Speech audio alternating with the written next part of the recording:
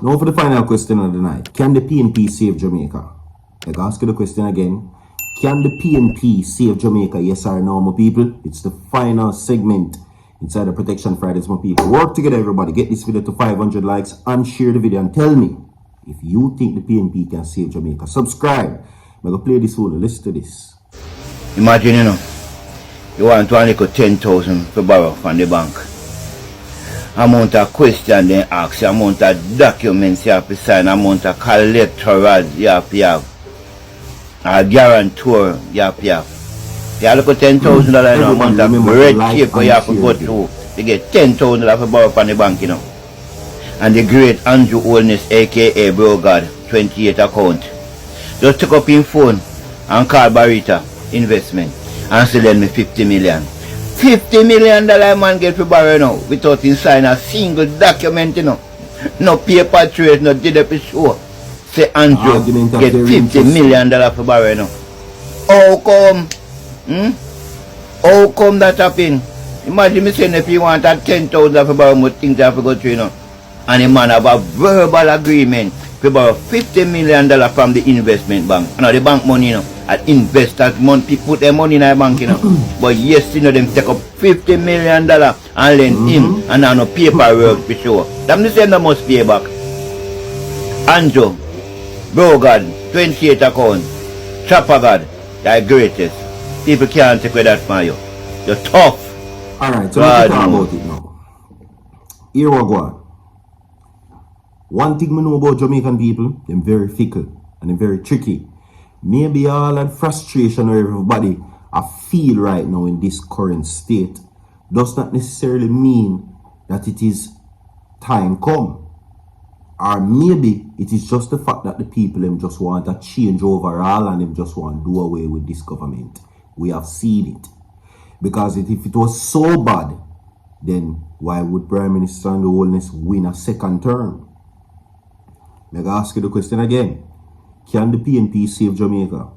If it was so bad, then how come him win a second time? Jamaican people are very fickle on their choices. And we have heard the voices of many people, but that still don't reflect the whole of Jamaican people. You understand? We have to look at certain aspects when it considers the new election coming up. And what are the aspects that seems to be in the minds of the people and the current situation that the JLP has that the PNP does not have, or what the PNP has that the JLP does not have. And we have to look at one, the money, the financing, the budget, so to speak. You understand what I say? The JLP has amassed a lot of money to basically, power up their campaigns and to do what they set out to do as it relates to an election. Arguably, the PNP does not have the budget that the JLP has. And if one thing we know, come out on campaign day and an election day, the campaign is fully much a part of elections. You understand? And when the JLP them roll out, it is all flashiness, flashing lights and bossiness for people. Right? And all those things has to be taken into consideration. And one might argue also that Andrew Holness is more popular on the media as it relates to Mark Golding, who has never gotten the experience to run Jamaica. You understand?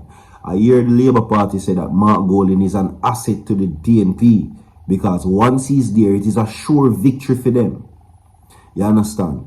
And arguably that they're saying that Mark Golding has managed to unite the PNP, and he says that the PNP is unstoppable currently in their current state, that they are united more than ever to take on the Jamaican system and to, of course, win the hearts of many persons. After all, it's reflecting in the Dan Anderson polls currently that the People's National Party is leading overall where the favorability polls is concerned. You understand? But me always say it before, I'm going to say it again. The favorability polls by Dan Anderson does not reflect the wider society and what the people of Jamaica are thinking.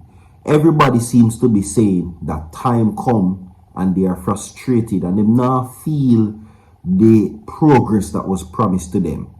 See? And the recent campaign is a cause for concern that the Prime Minister recently came out on. Many persons are calling it a gimmick, so to speak. Alright? So, as it reflects on what is the chances for the party to win this election, which is the PNP, it's a very good one. But we have to look at the odds that are stacked against them. One is that they're saying that Mark Golding does not have the experience of running a country that the Prime Minister has. You understand? Some would say, arguably, that that is one of the main points that is going to be used against him. Another thing is that they're saying that the Prime Minister is more familiar with the runnings and maybe a better leader. That's what they're saying. We look at the PNP side also now that there is no man that they're saying as intelligent as Mark Golding. He knows the runnings, knows the system inside and out, and has been around for a very long time and is familiar with the rules and regulations and the law, and most of all, they're saying that he's a man of integrity. These are the things that I am telling you that is in the minds of the people. What I've seen across various platforms and such, when you make the comparison between the two. So, it is not a slim chance that the PNP can take this country. It is not one that is very slim, because when the polls reflected, and of course the local government elections, it was a surprise because the Prime Minister said that they were expecting to win by a landslide victory. But it was not so. The PNP took the popular votes and many other places that the JLP that they sure that they would have conquered. So it's a wake-up call to them. And he now energizes his cabinet and tell them to perform at a level that now they can be pleased with, so that they can win this election. But what do you think? Can the PNP save Jamaica, my people? We're going to move forward from that to now this situation. Alright? Now, I want to say justice for Tashina Patterson. And I want to say, Paulwell rather. Tashina Patterson and Saraya Paulwell. I want to say justice for the two of them. And I want everybody like the video and share the video right now. Justice for them. Because we're going to give you details on the bail application, the never-ending bail application that Leoda Bradshaw seems to try to get a bail. You understand? Now, after many, many months, it is now time for we to now give you the details as it relates to bail. Alright, and this is brought to you by the Jamaica Gleaner. Now, the lawyers, they are now moving forward to secure bail application for Leoda Bradshaw. However, that was not so. Because their task for bail and their fight for bail has been blocked yet again. Okay? Yeah. After the many attempts, Leoda Bradshaw was never granted bail. She was denied in court today for the bail, our failure to secure bail after judges outlined these things. Now, Leoda Bradshaw and the two alleged accomplices implicated in the dropping of Philip Paulwell's daughter, Sarah Paulwell, and baby mother Tashina Patterson were denied bail this morning when they appeared in the Home Circuit Court. Right?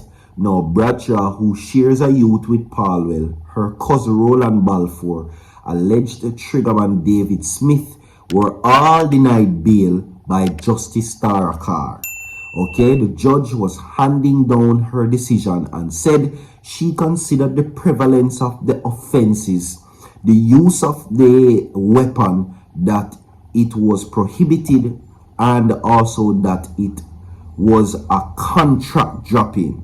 Now, in denying Bradshaw's request, Justice Tara Carr said the statement provided such that the Navy officer has enough resources and connection in the United States that would provide reasonable grounds why she would not suffer to custody if granted bail, as well as possible interference with the Crown witness. Regarding Smith, the judges had concerns that he might have been a flight risk if given bail, and considered the alleged roles played by both him and Balfour. They had concerns about their interference in the witness also.